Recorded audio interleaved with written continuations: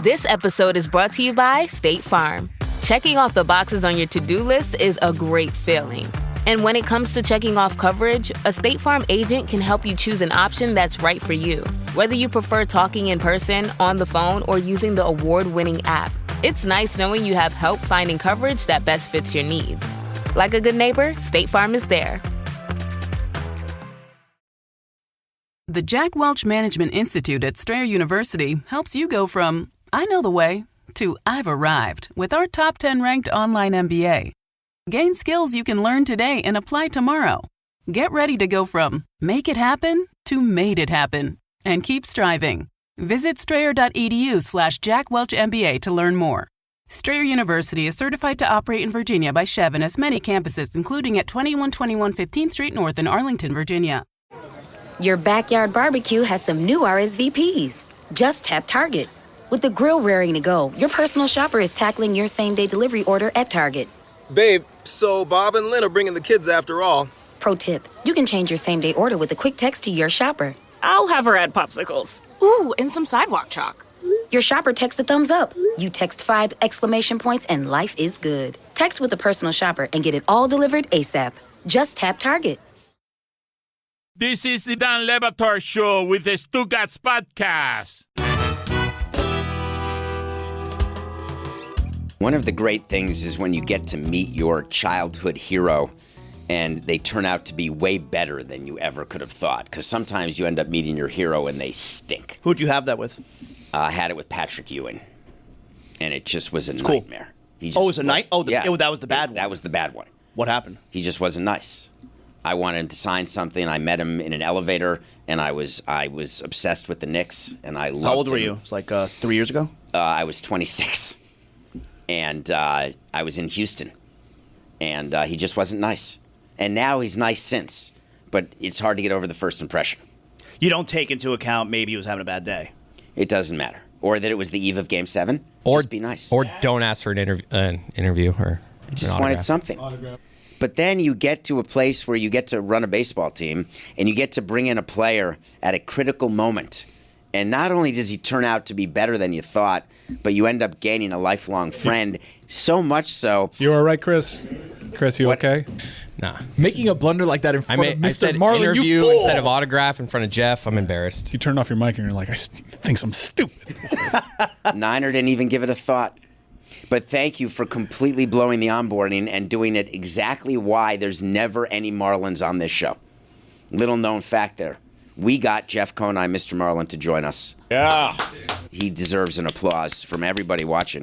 This is big for legacy fans of the show that don't even care about the Marlins because they know that Jeff Conine is Mr. Marlin because he's referenced so often as such on our show. You're the most famous Marlin ever. You're in the Marlins Hall of Fame. How about that? You're the first inductee. That was a pretty cool honor, actually. You know, you go around your baseball career and, you know, you get into multiple halls of fame, Broward County, but to be for your team after 30 years, that was pretty cool. Was it cooler to be on the Hall of Fame ballot in Cooperstown? That was also pretty cool. That's cool. Even though I didn't get one token vote from these people down here, these writers down here. They couldn't give me one little tiny, hey. Were you 0.0? Yeah. Not one vote. You were on the ballot, Clark Spencer. I was on the ballot. But not one vote. People don't realize it's hard to be on the Hall of Fame ballot. Well, there's only, 20 guys on there? We spent so much time wondering whether we should do a Marlins Hall of Fame, and we just never got to it. And then after Jose died, the team got sold, and that was it. Everyone was gone, and including us. And then the new owners came in, and then once they got rid of Jeter, I believe that's when the Hall of Fame was born. And you were the perfect first inductee. Well, thank you. I appreciate that. Still the only player. Did I see that they're doing Luis Castillo? Is that was announced? In a couple weeks, yeah. It's awesome. Yeah.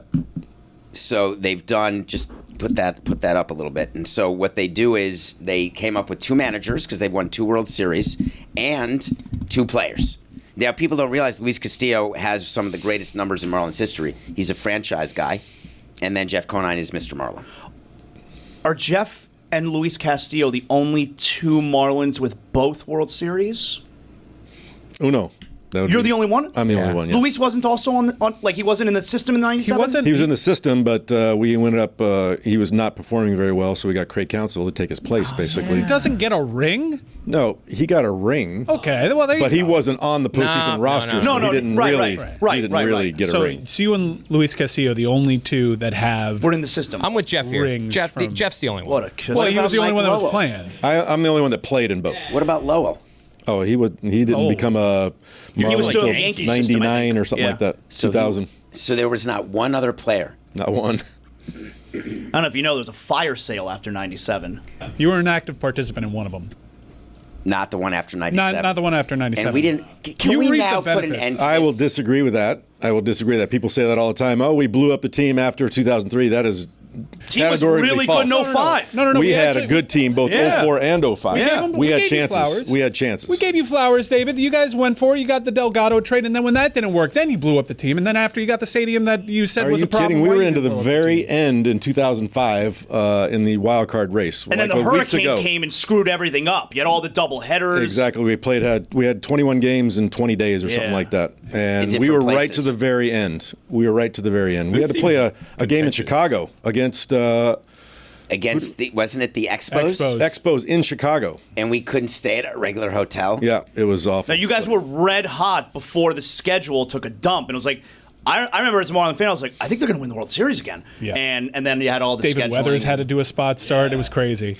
So then they blew everything up after they got rid of me in 05. There you go. That's when it went downhill. That's what we were trying to say. You told me I was worthless, so. Wow. What the hell? What I said is that if you want an opportunity to continue your career, it ain't going to be with us. Not See you later. So how do you become friends with this person after something like that? Hey, it was business. It was business. It was just business. Nothing personal. But most players can't separate the two. A lot cannot. You are correct. They take it personal and they have grudges and realize this is a business that needs to be run as such, and we are just part of the plan, basically. We brought Niner into the business after he retired, and now he fully understands it. And I bet you that the answer to this question, because Niner is known as Mr. Marlin, but I would assume that having Griffin, your son, is a big leaguer. Is that a bigger moment than winning the World Series? Watching your son hit a home run in the big leagues? Yeah, I mean, that's it. I mean, come on. Really? He hit a tying home run the day he got inducted into the... That was awesome, that moment. That was incredible. That's absolutely cooler incredible. than the throw home? It's your kid, man, and you've seen him since he was 10 years old, put on a uniform, and like... You didn't think he was going to be that good. People asked me all the way up to probably his sophomore year of high school, is your kid going to play college baseball? I'm like, yeah, he might, Division II, Division III. And then all of a sudden that switch flips and he becomes a monster. He grows 4 inches and puts on 30 pounds in one summer. And now he gets Broward County Player of the Year. And like, okay, now he's a Division I player and goes to Duke. And then it's all about him. It's all about trying to help him along in his path to the big leagues, and that's all he wanted. He went to Duke, but he majored in baseball. But you won a World Series. I actually won 2 World Series. So how is that not? I don't know. You're just a better dad, I guess. But like him hitting a home run was cool. Don't get me wrong. You threw out JT Snow at the plate to advance. What a throw! Do we sometimes think Pudge gets all the credit for that? People talk about the whole. No, I'm with you. But the throw, that perfect one-hop throw, unbelievable. Doesn't get throw. enough love, I think. Well, he got a lot of love from Oogie when he tackled him at home plate. That's for sure. Well, you hadn't gotten there yet. No, you were still running in. Oogie did the hug before you could run in. Yeah, it was the strangest play. I was watching that replay. Slow motion. The ball bounces and kind of goes to your left. Like you had to almost reach your glove out. That was the toughest part of the entire That's what play. I'm saying. That play is sneaky tough because it almost skipped by him. It's almost like a short hop going left on him and then just a perfect one hopper. Ugh. Did you one hop it on purpose? You knew that was the best way for it to get there? As an outfielder, that's a good question. What are you laughing at? But if he had the arm to get it there without, relax. He could have. No, it could be easier for the catcher if it's a one hop. As an outfielder that doesn't have a cannon for an arm, I was trained to you one hop everything. So, as a base runner, if you see a ball too high, you keep on running. So I never wanted to miss my cutoff man. Jeff, what was that like in that season 2003, where you are Mr. Marlin playing for the Orioles, and then you get traded to this team. I remember this. It was a Sunday game. I was like, I gotta go. We did it I heard about it in the morning. I beelined over to the stadium. And so this team is obviously doing well, succeeding, sort of going for a playoff push. And then Mr. Marlin, who hasn't been here all year long, joins the team. Were there anybody kind of looking at you sideways, or was it always just full embrace? You mean from the team themselves? Correct. Full embrace. But, like you said, I'm in Baltimore. Really enjoyed playing in that city and that stadium. And back then, not a whole lot of interleague interaction with the Orioles or the Marlins. So I had no idea about the team. I knew they were fairly close to the top of the wild card standings. But when I got traded back, I knew nothing about the Marlins. And when I arrived, I literally made the deal on an airplane flying across country. Thank God they had the phones that used to be in the back of the headrest. So expensive to use those phones. I don't even know. I don't even know what the bill was. I swiped a credit card, but I'm talking to my wife, who's talking to David and Larry Beinfest, who's talking to my agent, and literally got the deal done at 11:58 p.m. when I'm over the Mississippi or something like that. It was crazy. Eastern, because that's the trade Eastern deadline. time, yeah. Back then, they moved the deadline to 6 p.m. now because nobody wanted to be on the phone at midnight. Did you have any idea leading up to it? Because it was conversation down here. Marlins fans are starting, Marlins might trade for Conine. Did you know in the days leading up that they might bring you back? Absolutely nothing. We had just finished a series in Seattle. We get to the airport, and you are on the bus, and then you got your table there with TSA to check you before you get on the plane. And I decided to wait on the bus for a little bit to let the line go down, and I'm the only one in the back of the bus. And our GM at the time, Jim Beattie, gets on the bus, and there are two guys at the very front, and he walks by them and starts walking back towards me, looking at me, and I'm like, well, something's going on, because he never gets on the player's bus. And he sits down next to me, and he says, well, we got a tentative deal worked out to take you back to Florida, and but there's some negotiations to be had. And I'm like, what?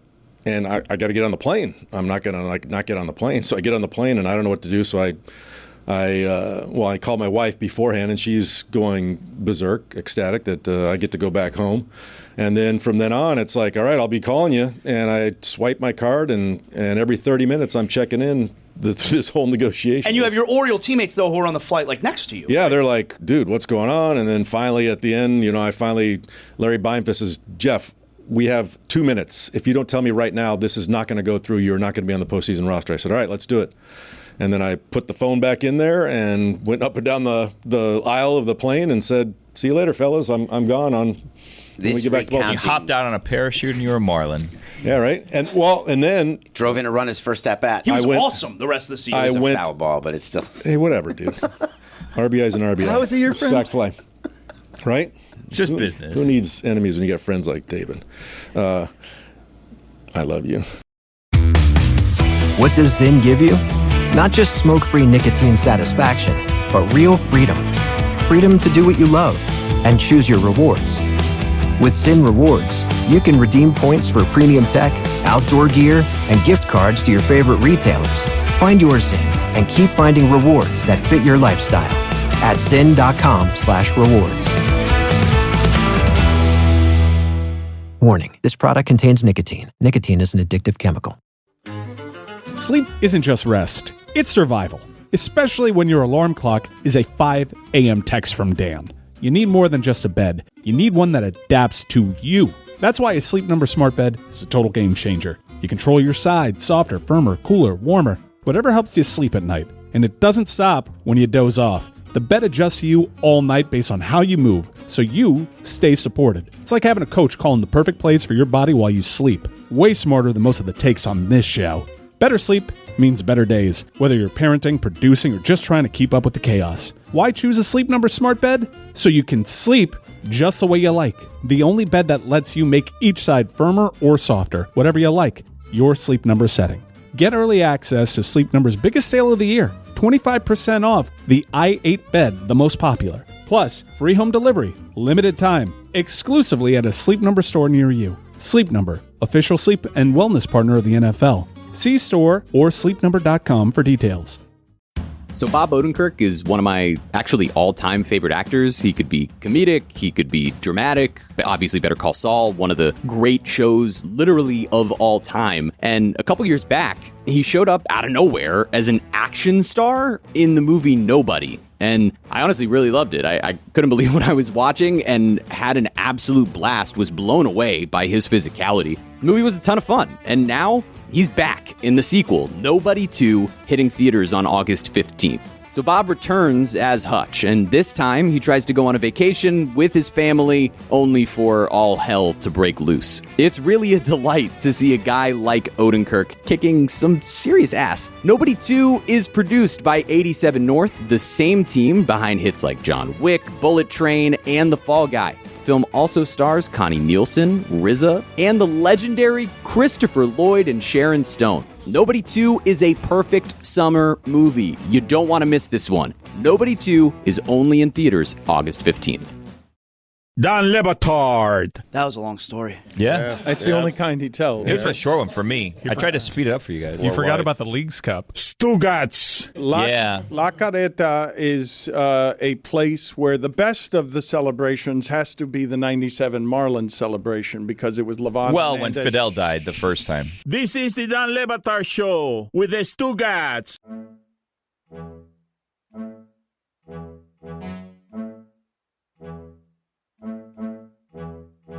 What's the deal with this bus the two of you own together? Oh, yeah. That David always brags about. But Can I finish my story, please? Yeah, Come on, sure. man. We're reminiscing. Thank you. This guy's a pain, isn't he? It's a wild the bit. tangent. What's the tangent about? Mr. Marlin, with all due I just respect, I want to finish this. it is a Wild Billy Wednesday. Go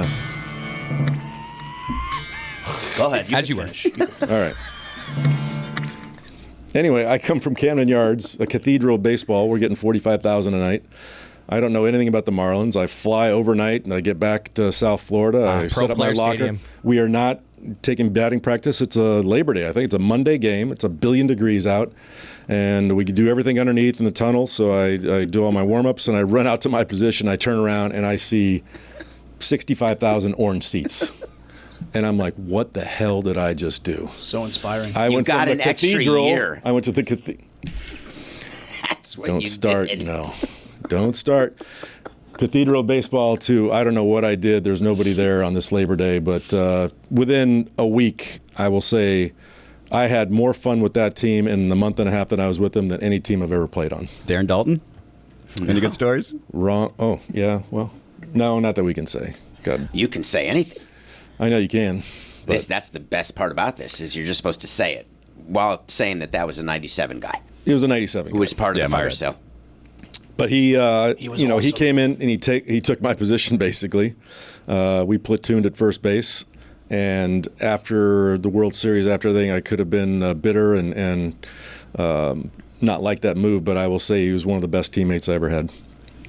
So it's a little like Corbin Burnson and Charlie Sheen in Major League, where there's a problem. There's been some nefarious activity, and then they hug once they win it. Did you hug Darren when Council Game 7? When it's No, over? I had nothing against Darren Dalton. I had against the front office at the time because I was not informed of the trade before it happened. My wife got up that morning. It was Sunday morning. We got the newspaper, when you got the newspaper back in the day. And she said, hey, do you know that you guys traded for Darren Dalton? And they say in this article that he's going to play first base. And I'm like, nope, I had no idea. Did you expect Dombrowski to talk to you? Yes, I think I was owed that. After 5 years, I didn't really was informed of anything. So I got to the ballpark and I acted dumb. And I just got to my locker and all of a sudden I've got Batard was probably in front of me, asking me questions about the trade. And I'm Is like, this the lowest point of your life? I'm like, what are you talking about? Trade what? And they're all looking at me like, you guys just traded for Darren Dalton, and he's going to be platooning with you at first base. I'm like, news to me. So, I don't think they owed you that. No. It's not how. I mean, the players sometimes complain. Mr. Marlin, though. I mean, come on. Were you Mr. Marlin then? Yeah. Yeah, by then he was. Yeah. What year did you That's coordinate 5 him? years. 5 years into the. What year did you become Mr. Marlin? That was around like 95. Yeah. That early? Yeah. There can be a Mr. Franchise like 3 years in? I do have a top 5 that'll help explain why. Okay, now we're cooking. Well, in 93, by the time 96 rolls around, I'm like one of only 2 people that are still on the roster. Everybody else is gone. That wasn't me. All right, here's the top 5 moments in Jeff Conine's athletic career. Wow. Number 5. His first Marlins home run was a grand slam. And that helped build his case very early on as to why he'd be Mr. Marlin. Who was it off? David Need from Colorado. He's the only guy from that inaugural team to play all 162. Number 4, I'd like to talk to you a little bit about because it was a controversial game. 97 NLCS, Game 5, you had the go-ahead single. Ended up being the winning run. However, I was looking at the box score, and everyone wants to go to Levon and Eric Gregg and all that. You had a pretty terrible game that game before you delivered that go-ahead run. You got picked off at second base by Greg Maddux, and you grounded into a double play. That was a sweet way to end that game. Do you have a cricket sound we could play? Dead fish, anybody? For people, for listeners who don't remember, can you explain how crazy Eric Gregg was that night? They don't understand. I mean, I don't know if you've seen, I think you can get it on YouTube or something like that, but they actually put the box. It's unbelievable. That didn't exist back then. Right. They put the box for the strike zone up then and overlay it on some of these calls that he Is he a made. rest in peace? He's a rest in peace. He is. Yeah. But Well, it was probably the only time in NLCS history that an umpire was part of the press conference afterwards, and they were asking him about his strike I didn't zone. know that. Don Yes. Denkinger? Well, he was. Were you a part of that? I was a part of a lot of them that were not great. That was a World Series one with the Kansas City Royals. Yes, I just saw that pop up yesterday. Did you? Yeah, That's I did. Strange. And they threw him right down, a couple of them right down the middle, and then not great. Alex or you got it. Mike Hargrove came out of the dugout and went crazy. That's a name. He was my manager in Baltimore. Yeah, he's a big guy. He Loved can him. tackle kickers. Would be my guess. So can I. If he Number could- 3. If he could catch up to him. Number 3, 1985 winner of the Junior Racquetball Final. Jeff Conine, tremendous racquetball player, took Marty Hogan to the brink. You won a couple doubles with him as well. Yeah. Wow, that's a little known fact. I heard you used to dominate the Bally's gyms when they were down here, the racquetball courts. LA Fitness. LA Fitness? Yeah. Oh, yeah. Power. Do they still charge you? I still have mine. Are you still paying a monthly fee to LA Fitness? No. I finally got out of it. Did you have to go in person and sign the form? Yeah. They charge Mr. Marlin. Doing my research, Power was legendary for Mr. Marlin. He was a power player. And for whatever reason, part of his banter after he beat somebody was like, you owe me a milkshake. Where the hell did you find that? That was a direct quote from this article. Wow. The kid I beat in the junior national finals. He owed me a milkshake. That's a bar. That's a bar. That's quite an article. Yep. Okay. Number 2, this one is a close personal memory of mine. I remember this moment watching it at my grandparents' house. You were, I believe, the lone Marlin representative at the All-Star game. Yes. Yeah, the go-ahead home run. MVP. And, MVP of the 1995 All-Star game. Cementing your legacy as Mr. Marlin very early on. That is true. That was great because back then it wasn't a thing where everyone was definitely going to play in the All-Star game. Well, I didn't the year before. I was one of only 2 players that did not get in the game in '94. And Jim Fregosi was it just didn't happen. It was actually a tie game and went extra, blah, blah, blah. I didn't get in the game. But Philippe Alou, who you know well, was in an All-Star game, and I think he did not get to play. So as a manager, he said, he came up to me before, and he goes, everybody is getting into this game. So I knew I was going to get in at some point. And number 1, it's the throw. Yeah. That one's easy. I would say you missed a few OLIs that just off the top of my head from his time with the second championship. We only talk about Josh Beckett in Game 6 as throwing the shutout to win 2-0. Anyone have an idea of how we got our first run? Go on. Do you remember? I'm assuming Conine was involved. I did score a run that game. I think I got on base because of an error by Derek Jeter. So this is where I was trying to get, is that the final game, the reason why we were able to win and score, there was an error by Mr. Jeter. That's one of the reasons he hated that World Series, and when he came to the Marlins, he barely, you were with him. Well, no. Wait, were you fired? Yes, you I were was. fired by Derek Jeter. Well, you fired me, actually. Well, he told me to. But now you're back. I'm back. Thank God. I'm back, and it's been great. I only know baseball. I don't know anything else, and to be back with the team that I grew up playing with, and it's kind of considered my team. I played with 5 other teams in the major leagues, but obviously the first one that you really get your start with is the one that you appreciate the most. Hang on, David. So one of Jeff Conine's most memorable athletic feats was an error by Derek Jeter? No, he scored a run. You can't win you can't win a game 0-0. Gotta score runs, Israel. Everybody remembers the Bartman game, but in Game 7 you were pretty huge, too, of that series. 3 for 3. I had a good series. Was that the Mordecai? Yeah. The Mordecai double game? That was the 8-1-8. Everybody had a contribution. Jeff, Banks. What was the 8th inning like in the dugout that night? Well, it's Mark Pryor on the mound, absolutely dominating. He's got 5 outs left to take them to the World Series. It's 1 out in the 8th, and the foul ball goes down the line, and I'm on the end of the dugout, so I'm looking at it like right on the line. And I see Moises Alou coming over, and I'm like, he's going to be able to catch this. And I see some hands go over and clank it. And the ball, I thought for sure the umpires were going to call interference because I thought he had a chance to catch that ball. And he'll say no, but he thought he had a chance to catch that ball because if you watch his reaction, he went berserk. And what did you yell?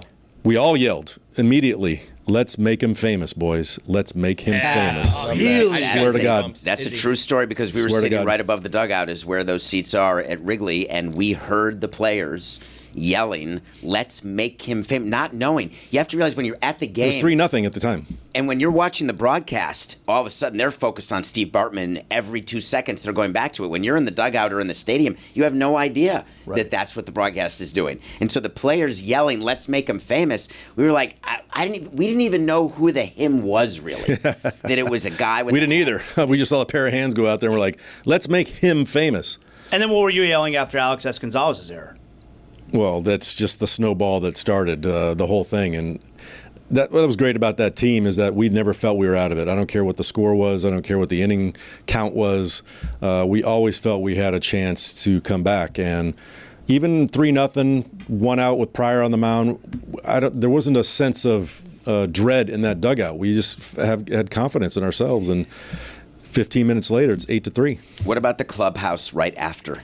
Tell fans what was going on in the clubhouse after winning Game 6. Do you remember what I remember about that clubhouse? It was almost like we won Game 7 already. Like we knew that we were winning the next day. It was crazy. I wish that we had the ability to wager. Didn't you have to go through wood still? Well, yes. Yeah, and not just that. And he hit a 3-run homer to put him up like 6-3 or something like that. I've never heard a stadium louder at that point than Wrigley. That's what I wanted to ask you, because I remember watching and on TV, and Wood hits the home run, put them ahead early, and as he's rounding first base, you got that camera shot that's showing, the entire stands in Wrigley Field, and it looked like the stadium was bouncing. And I remember saying to myself, "Go, holy shit, we got no chance. We're so screwed." That's a loss. But even then, even after all that, it was just like there's this. We slough that off. We bring Beckett in, and he's just absolutely dominating. So we kind of knew after the first inning that he came in, we're like, all right, they're not getting any more runs tonight. Let's start chipping away. And sure enough, we ended up scoring 6 unanswered, and we win 9-6. Jeff, one of my favorite things about that 03 team was the guys who were there. I covered the team in 2000s for just 1 year. That was John Henry was still owner. AJ Burnett called him ugly once. He did, that asshole. Luis Castillo was on the team. Derek Lee was on the team. Mike Lowell. And all those guys going from being on such a terrible team to just that difference in, 3-4 years? Like, how cool was it for those guys in particular? I mean, anytime you get to go to the postseason and do something special like that, that's why you put on a uniform. I mean, for me. But yeah, when you have those guys that have gone through the absolute doldrums and the absolute worst possible scenario of losing 90, 100 games, people don't understand how good that team was. I think they think the Marlins and they snuck in there or whatever, but it was the best infield defense I think I've ever played against or with by far. Lowell, Gonzalez, Castillo, and Lee. Those 2 guys up the middle. We're second to none. I've never seen a double play combo better than Castillo and Gonzalez. Gonzalez was the best defensive shortstop in all of baseball. For him to not win a Gold Glove was an absolute crime. The L.A. Media Machine got Esturis to win the Gold Glove, especially in 04, I think it was, and Alex had a phenomenal season. He deserved it big time. Still with the Marlins. And still with Seabass is still there? Best hands I've ever seen. No, I'm saying Gonzalez in 04. No fire sale. Yeah. I Castillo's still there. Having to defend that. But Castillo was still there. Yeah. I don't know about you guys, but I'm someone that's constantly adding stuff to different carts on random websites. Like there's a teal Marlins hat that's been calling to me for like 2.5 years that I'm constantly getting advertisements for. Is something eventually I'll purchase because I keep those things in the cart. Then I see it, that beautiful glowing purple shop pay button. Boom, checkout's done. I don't even have to get up and find my wallet. That, my friends, is Shopify magic. That little purple button means that the store is powered by Shopify, which doesn't just make it easy to buy, but ridiculously easy to start and run your own business too. Whether you're a giant like Mattel or Gymshark or, just launching something weird from your garage, Shopify has your back. Let's be real, if we can run a show with this much chaos, you can run a business with Shopify. With hundreds of beautiful templates, tools for payments, inventory, analytics, marketing, it goes on, and it's all in one place. And yes, that purple button, that's why Shopify has the best converting checkout on the planet. If you want to see less carts being abandoned, it's time for you to head over to Shopify. Sign up for your $1 per month trial and start selling today at shopify.com/Batard. Go to shopify.com/Batard. Shopify.com/Batard. All right, it's the dog days of summer and the perfect time to cash in on your baseball smarts with DraftKings Sportsbook. New customers bet just $5 and you'll get $200 in bonus bets instantly. Pick a slugger to go yard, ride some live odds, or just vibe with your team. No stats required, just swings. Download the DraftKings Sportsbook app and use code DAN. That's code DAN for new customers to get $200 in bonus bets instantly when you bet just $5 only on DraftKings. The crown is yours. Gambling problem? Call 1-800-GAMBLER. In New York, call 877-8-HOPE-NY or text HOPE-NY at 467-369. In Connecticut, help is available for problem gambling. Call 888-789-7777 or visit ccpg.org. Please play responsibly on behalf of Boot Hill Casino and Resort in Kansas. 21 and over. Age and eligibility varies by jurisdiction. Void in Ontario. Bonus bets expire 7 days after issuance. For additional terms and responsible gaming resources, see dkng.co/audio. On WhatsApp, no one can see or hear your personal messages. Whether it's a voice call, message, or sending a password. To WhatsApp, it's all just this. So whether you're sharing the streaming password in the family chat or trading those late-night voice messages that could basically become a podcast, your personal messages stay between you, your friends, and your family. No one else. Not even us. WhatsApp. Message privately with everyone. Dan Le Batard. Tatas. Stugotz. Tatas. This is the Dan Le Batard Show with the Stugotz. Yeah, what about Trammell and Whitaker? I played against them very tail end. They were pretty good. But not like these kids. I know, I loved them. Not by these kids were amazing. Louis was just at the game when Jack was put in the Hall of Fame. Louis looks great. He looks like better than when he played. He was like a barely walk when he played. I finished up with him with the New York Mets, and he was having troubles. His knees were bad. Yeah, that was sad. But right now he looks jacked. There are very few things that I remember specifically about the locker room. One of them was Ryan Dempster. I was doing naked shit, and the other one was Luis Castillo. Every once in a while, usually when we were in Atlanta, you'd see him going across the locker room, and he'd just be like, "I." It's like the AC/DC song, right? That they just kept playing over and over, and he would just be like, "I." It's Ozzy Osbourne, isn't it? Ozzy Osbourne, excuse me. But yeah, that's what he would be doing all the time, and I'm just like, that's just weird. That's a great imitation of Louis, because he only called me Poppy. Hey, Poppy. That's still, even this weekend. Poppy. You got anything fun on McKeon? I mean, Jack was, he's one of a kind, no doubt about it. He's 94 years old. We just had him here for his induction into the Marlins Hall of Fame, and he's still sharp as he was back then. He hasn't really changed much. You watch the video board and see the highlights, and you're like, it's amazing that was 22 years ago, and Jack looks as good as he does. And he's still an advisor to the Washington Nationals, still making calls. They still lean on him for advice. And, I mean, it was, like I said, he had a clubhouse that was fun, and he told the guys, check your egos at the door. That was his big saying, and let us play. I still question the decision to start Beck at Game 6. I know it worked out. You guys can play the results, but I wanted to keep him for Game 7. So did I. Yeah, Jack didn't want a Game 7. Who would it have been Game 7? Brad Penny? We would have had to go back with Pavano on short rest. I remember or at the Redmond. time. It worked out. I would have saved Beckett. I asked Jack to do that on the flight, flying to New York. I asked one last time, can we not start Beckett? And this is back when managers were making decisions. How old were you? I was 35. You had some balls to say that, right? Well, I was president of the team. I understand. But yes, we had the conversation, and Jack said, we got to win it in 6. We are going to win this in 6. I said, what if you're wrong? He said, we'll worry about 7 tomorrow. Was Josh Beckett ever really liked in that clubhouse? Because I remember when he came in as the 19-year-old, just without the big bonus, and everybody was looking at him because he was making all the money. By the time he got to this point, I'm pretty sure people loved him, right? Yeah, we loved him. He acted like a high schooler most of the time, but we all loved Josh, his little outbursts, and that's what was great about that team. There's such a great collection of personalities that even though someone might be childish, we all just took it in stride and made fun of it rather than resenting it. The thing about Josh Beckett, you're killing me, Niner. The thing about Josh Beckett that I love the most is when he had he was a kid. He was 23 when he went through this postseason, and we pitched his arm off.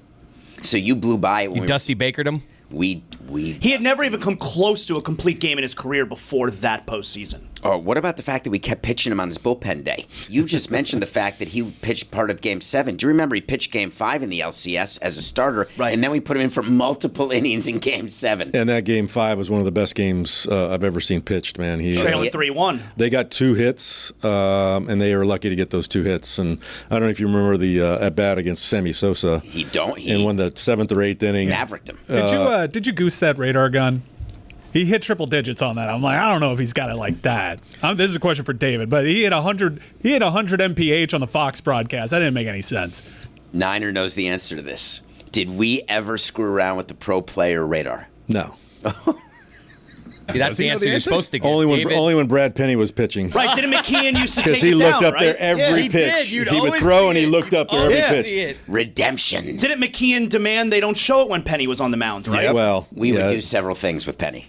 We would when we were angry with him, we would take it down. So he'd be thinking he's throwing 96, and it would come out 91, 92, and he'd be so furious. And then sometimes we put it up and say, "Stop looking." And then you call him paranoid when he asked about it. Oh, we were never going to tell him what we did. Niner knows, but why would you actively agitate your pitcher who's on the mound? You don't want to take my point of view on a Wild Billy Wednesday. So could you answer Brad Penny why we would choose him to screw around with the radar? Because it gave him a little extra push. Like, oh, I'm mad. Like, and I think it made him pitch better. It really throw did. 92, I'll show them. Yeah, exactly. I'm going to hump up and throw 93 or 94, and he was actually throwing 101. So Niner, it worked in our favor. He pitched better. Niner, did you hit like 800 against the Cubs? Every game I'm looking at during this run, you destroyed the Cubs. I had a good series against the Cubs. Yeah. Who's the pitcher in your career? Was it that you just I crushed this guy?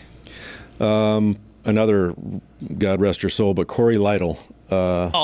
Lefty. I was right-hander. It's a tough. Right-hander. I might be thinking. But good try. Good try. Ted Lilly. That's my bad. I was my good. fault. I was good against him too. 50-50 shot. I was good against Ted Lilly too. Look, he quit. But then there's guys. He's out of the room. Bye. But then there's other guys you think I'd do well against that I didn't. My worst batting average against of anybody in my career was Tim Wakefield. Lefty. You can't hit it? Yeah, no, not a lefty. You can't hit the knuckleballer? I hit other knuckleballers fine, but for him, for some reason, with at-bats, I was like 4 for 40 against him or something like that. How ridiculous was Cabrera? Insane. I mean, we knew that coming up as a 20-year-old in that postseason, and then I got to play with him 2 more years, 4 and 5. I said this is going to be one of the greatest right-handed hitters in baseball history. And he ended up, that's exactly what he did.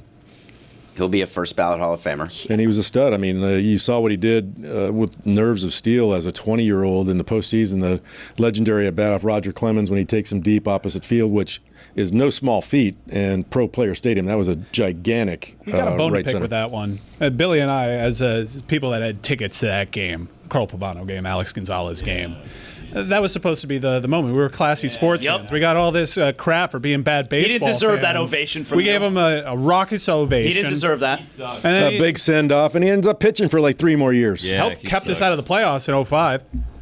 Who knew? Like Damie pitched after his parent died. It was him and A.J. gave Burnett. It up. Yep. A.J. Burnett. We were right there in Houston. We score off Clemens because he's mourning his parent, and A.J. could not do a shutdown inning. Nope. Now I remember why my antenna goes up every time I hear Carl Pavano.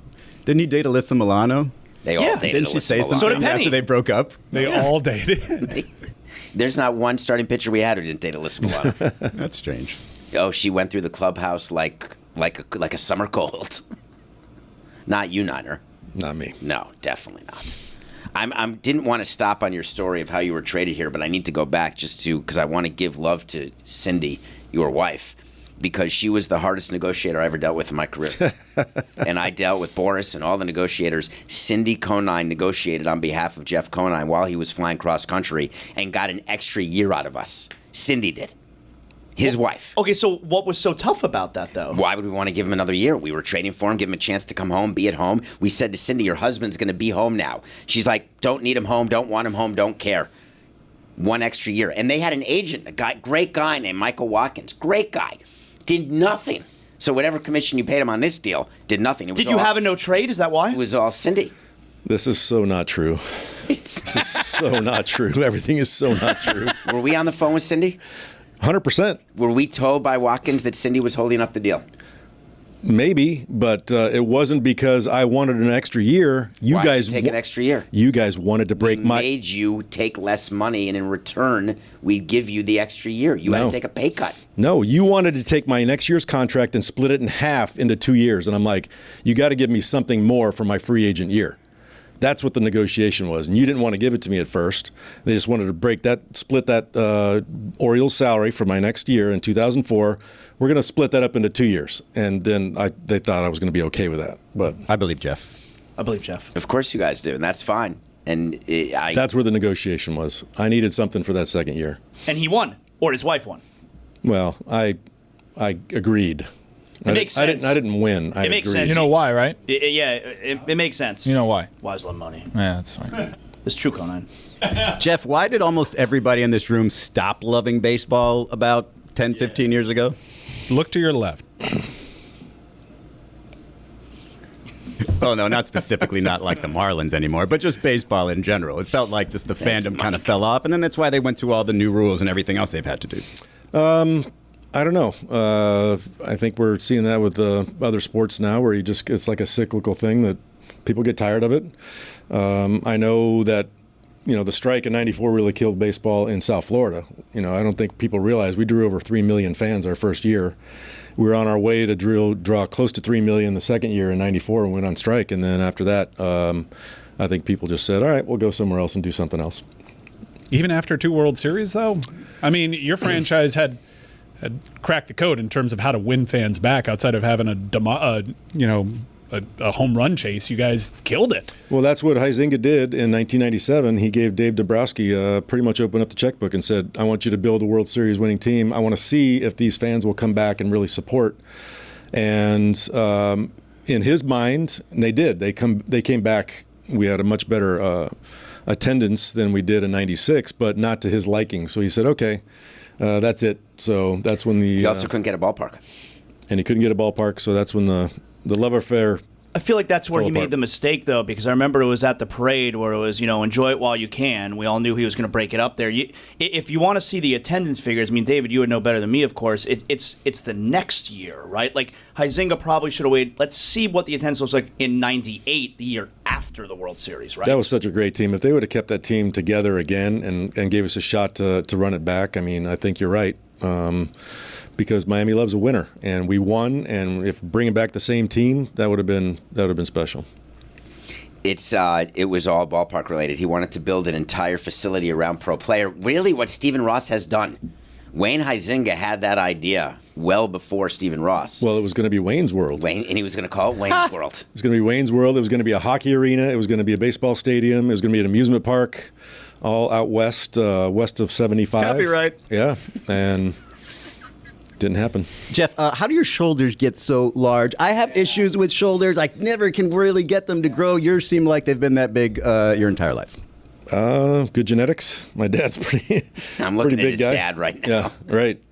Thanks. Appreciate that. No, I work out. He's had a great friend this you is are. not by accident. I work a lot. I Still, work out huh? hard. They don't I work just out stay that hard. way Still, forever? 4 times a week, I'm in the weight room, so I still train like an athlete because I believe I still am one. But even though I'm not. Niner, thank you for being a Marlins representative to come to the Dan Le Batard show with Stugotz, because it doesn't happen often. So Like, when's the last time have we had? I think we had Skip Schumacher when he was managing in studio. Good forearms. Yeah. Very. Like because of him. That guy's jacked too. I don't yeah. eat after 7 p.m. anymore. Really? He has a skip. And What's who, he doing now? And well, you guys are talking about tackling who? I saw him. I was in the lobby. I can Do you think we can tackle like a kicker? Somebody said that we couldn't even tackle any punters or kickers in the NFL. A standard tackling drill. Have you seen some of these guys, like, after they mess up a punt or something like? Have you seen the progress I made over the last few months? I don't know. Why is he squinting? I didn't see what it was before. Yeah, why are you squinting? I didn't see what it was before, so I don't know what to compare it to. Listen, it doesn't matter what kind of tackle. If it's a shoestring tackle, it counts. I once had a teammate said that if a 10-yard buffer that he would be able to tackle or touch Barry Sanders. I said, you're out of your mind. Shame. No one's claiming that. We're Out saying of we your can mind. tackle a Jason kicker. Sanders, not Barry Sanders. I believe Devon White. I would love to have, what's his name? Jason Sanders? Yeah, come in here and I'd put him on prove the you floor. guys wrong. I'd put him on the floor. Wow. Don't bring Jason Sanders in here if you don't want him on the floor, Miami Dolphins. We'll put him on the floor. I'm 210 pounds, 6'3". I can tackle him and bring him to the ground. That's right, only 210, Chris.